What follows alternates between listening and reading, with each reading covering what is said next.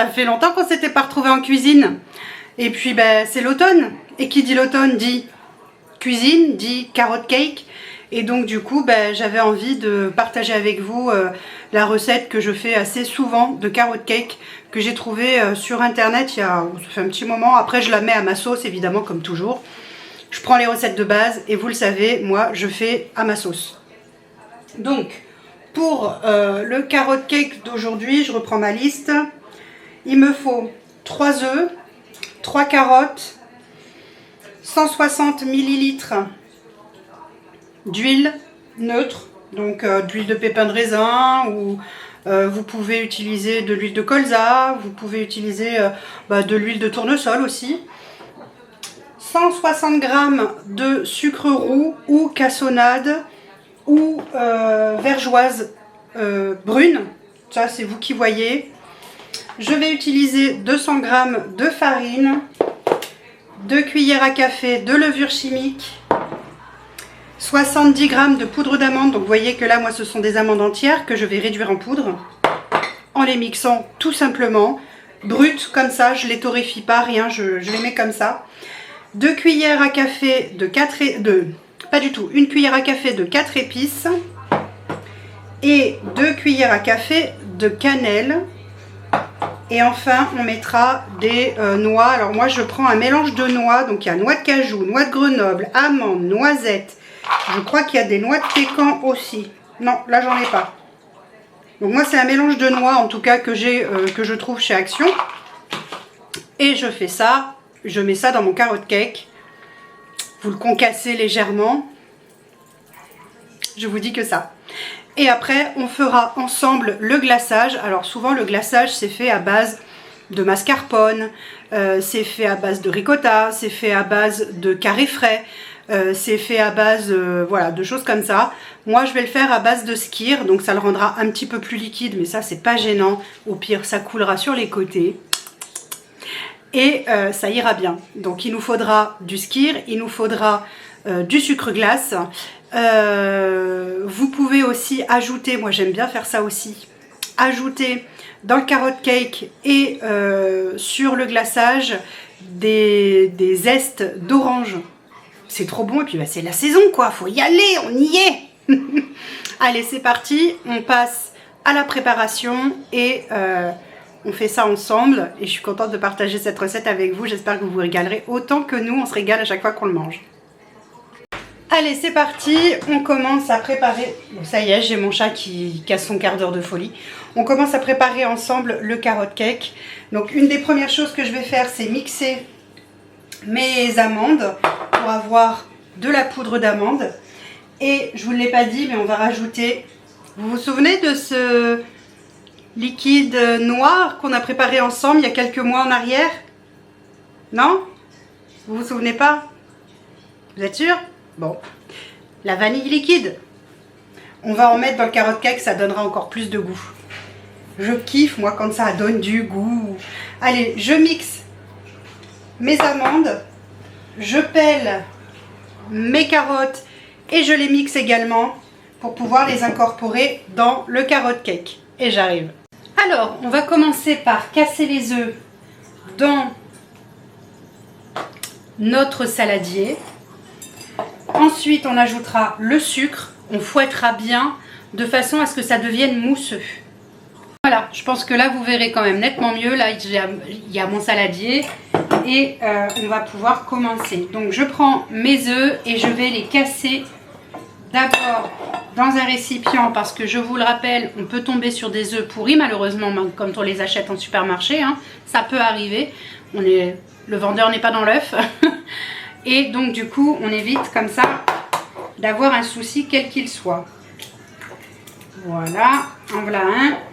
Donc moi j'ai dit 3 œufs.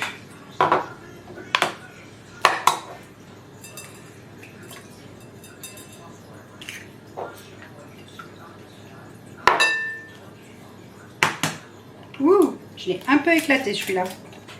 C'est pas grave. Ça arrive.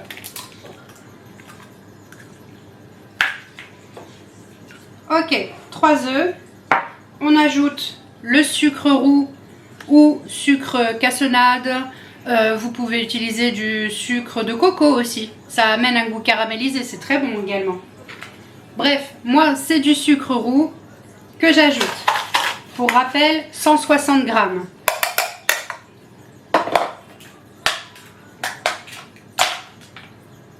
Et là on remue jusqu'à ce que le mélange devienne mousseux.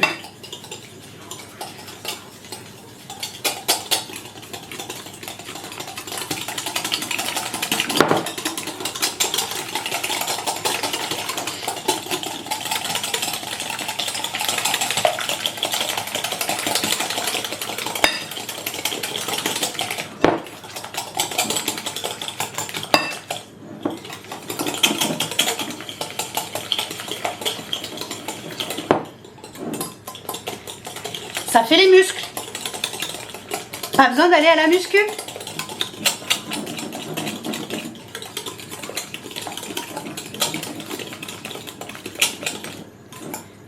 Voilà, vous voyez, il devient légèrement mousseux. Hein. Il n'y a pas besoin que ça devienne une mousse voilà, extrêmement, extrêmement blanche. Juste que ça mousse légèrement. Je rajoute ensuite mon huile, 160 ml d'huile neutre.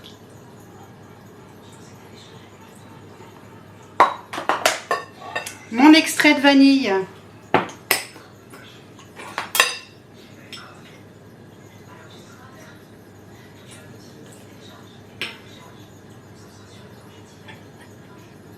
J'en mets 2 cuillères à soupe. Oui, carrément à soupe, ouais. Ah non, mais faut se faire plaisir dans la vie, hein. Important. Excusez-moi, j'ai mes cheveux qui me gênent. Je vais mettre une pince. Attendez. Voilà. Ça devrait plus me gêner. On remue à nouveau. En faisant doucement parce qu'évidemment, avec l'huile et l'extrait de vanille, bah, évidemment, ça rend la chose beaucoup plus liquide. Et il faut y aller en douceur. On incorpore bien. Voilà, une fois que c'est bien incorporé, ça ne risque plus rien, on peut y aller. On peut fouetter bien plus fort.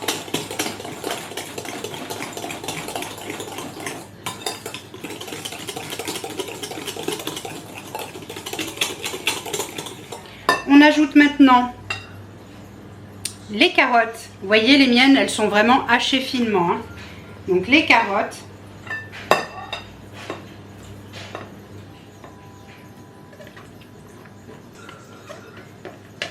Et vous voyez, tout à l'heure, je vous disais, je vais faire avec du skyr mon glaçage. Mais en réfléchissant, j'ai aussi des petits Suisses. Et je me dis que les petits Suisses, ça devrait tenir beaucoup mieux que le skyr. Donc on va faire ça aux petits Suisses. On remue à nouveau pour incorporer les carottes.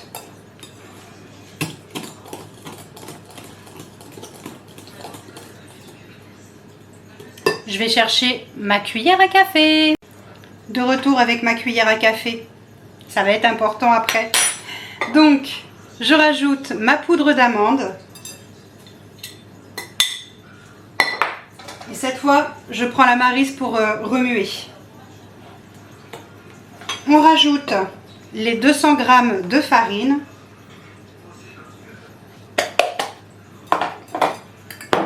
Les 2 cuillères à café de levure chimique ou poudre à lever, c'est vous qui choisissez.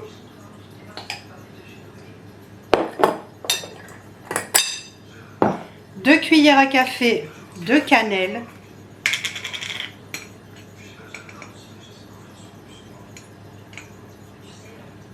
Et 1 cuillère à café de 4 épices. Si on me dit qu'il n'y a pas d'arôme là-dedans, je crois que je ne comprendrai pas.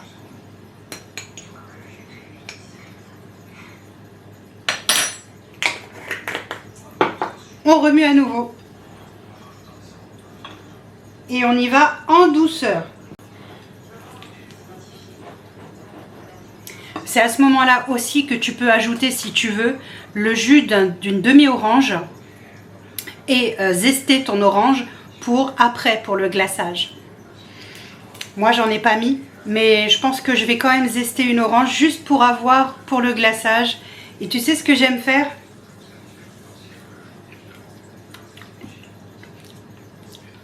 ça va être une tuerie quand ça sera cuit. J'adore goûter les pâtes crues. Je sais pas si vous, c'est à votre goût également, mais moi j'aime ça. On va concasser, on va concasser les noix et les ajouter dans la préparation. Allez, c'est parti, on concasse les noix. Je vous descends pour que vous puissiez mieux voir. Hop, je me fais un petit peu de place parce que mine de rien, je m'étale. Donc là, comme je disais, il y a des noisettes, des noix de cajou, des amandes. Bref, que du bon, excusez-moi. Que du bon. Alors, il faut que ça soit concassé grossièrement, hein. Ça sert à rien de faire des tout petits morceaux. Le but, c'est qu'on ait des morceaux à croquer dans le gâteau. Vous pouvez aussi ajouter, si vous le désirez, des fruits secs, comme les raisins secs. Pourquoi pas de la date, de la figue. Tout est permis en fait, hein. Voilà. Bon bah, j'aurais nourri le sol en même temps, hein. Vous l'aurez compris. C'est pas grave, ce sont des choses qui arrivent. On ajoute ça dans notre préparation et ensuite on va mettre dans un moule à cake et enfourner. Nous voilà prêtes à mélanger. Voilà, il reste plus qu'à mettre dans le moule à cake et enfourner pendant 50 à 55 minutes à 180 degrés. Alors moi je vais l'enfourner, j'ai un pic. Ce que je vous conseille de faire, c'est d'utiliser un pic qui vous permet de voir si le cœur de votre gâteau est cuit.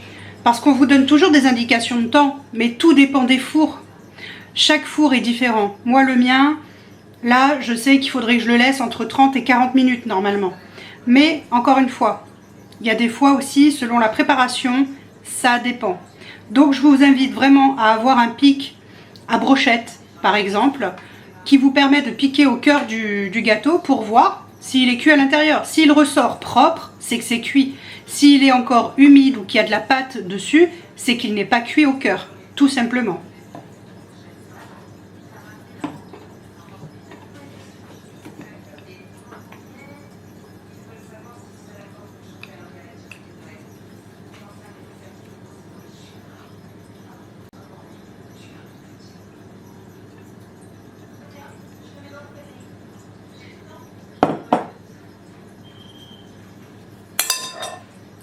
Et ça part au four. Le gâteau. Est-ce qu'il n'est pas trop beau? Donc, on a le gâteau. On va donc préparer le glaçage du gâteau. Et donc pour ça, je prends 2 petits Suisses. Donc ça fait environ, vu qu'ils font 60 grammes, ça fera donc environ 120 grammes de fromage frais. Puisque petit Suisse frais, hein, ils disent petit fromage frais eux. Voilà. 50 grammes de sucre glace ou sucre impalpable, comme on dit en Belgique. Et une petite orange pour le zeste. Voilà, et puis après vous décorez bien votre gâteau comme vous en avez envie. Je mets mes petits Suisses, enfin mes petits Suisses parce que j'en ai 2, dans le bol. Ouh. Hop.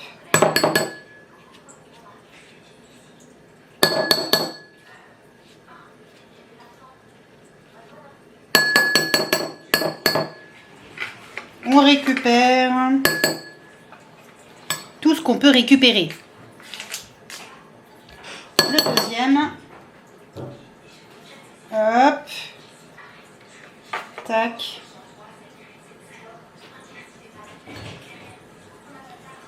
Voilà. Hop. Ça, c'est tout bon. Un petit coup de nettoyage de main. Voilà. Donc là, vous voyez, j'ai mon petit Suisse. Je ne sais pas si vous le voyez dans le bol. Oui, vous voyez à peu près. Hein, de toute façon, vous voyez bien ce que ça veut dire, un petit Suisse dans le bol. Je pense que hein, je ne vais pas vous faire un dessin quand même. Je crois pas. Hein. On rajoute le sucre dedans. Et on remue. À ce moment-là, si ça vous dit, vous rajoutez une petite cuillère de concentré de vanille, enfin de vanille liquide dedans pour rappeler le goût qu'il y a aussi dans le gâteau. D'ailleurs, c'est ce que je vais faire. Je vais aller chercher ma vanille. Pas besoin d'en mettre beaucoup. Hein.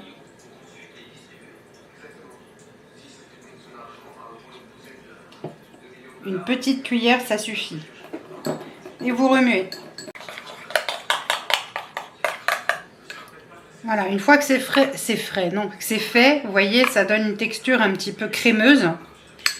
Je vous invite à le remettre au frigo pendant une bonne demi-heure, 3/4 d'heure, de façon à ce que ça soit à nouveau un peu plus compact. Ce sera plus facile pour étaler sur le gâteau. De toute façon, il faut absolument que le gâteau soit totalement refroidi avant de mettre le glaçage. Très très important. Donc moi, c'est pareil, ça va aller au frigo, juste le temps qu'il refroidisse totalement avant de le recouvrir du glaçage. Alors, est-ce qu'il ne serait pas temps de mettre le glaçage sur notre gâteau? Je pense que oui. C'est un moment qu'on attend. Hein. Allez, c'est parti.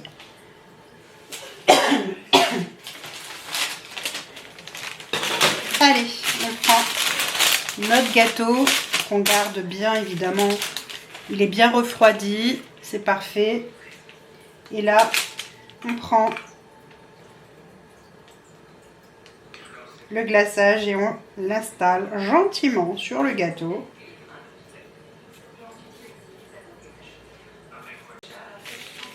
Alors soyons bien clairs, ça tiendra forcément mieux si vous utilisez genre du carré frais, du Samoret, du Philadelphia, des choses comme ça, c'est évident.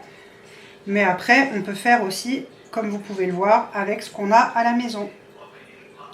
Et ça, c'est plutôt chouette.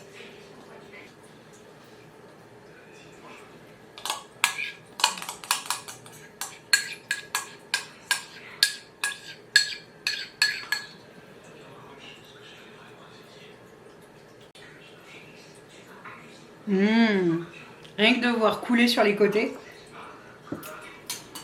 Oups. Ben, j'ai le droit quand même. Allez, j'ai nettoyé mon orange bien entendu. Et là je vais la zester par-dessus pour donner un peu plus de couleur et de goût.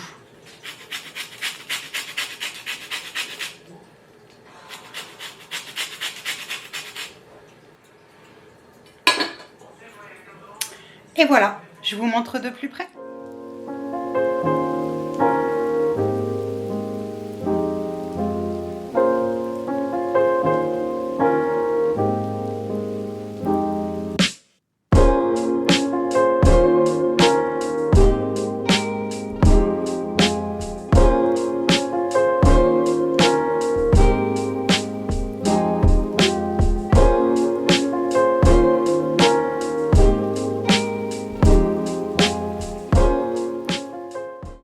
Pas fait un petit rajout par-dessus? Bah si, évidemment. Un petit peu de noix concassée par-dessus pour que ce soit encore plus gourmand. Bah écoutez, j'espère en tout cas que cette nouvelle vidéo recette vous aura plu. Et puis bah, dites-moi en commentaire si vous aimez le carrot cake. Quelle serait une recette que vous auriez envie de voir que je vous fasse en vidéo. Dites-moi tout en commentaire. Et n'oubliez pas de liker et commenter. Des bisous!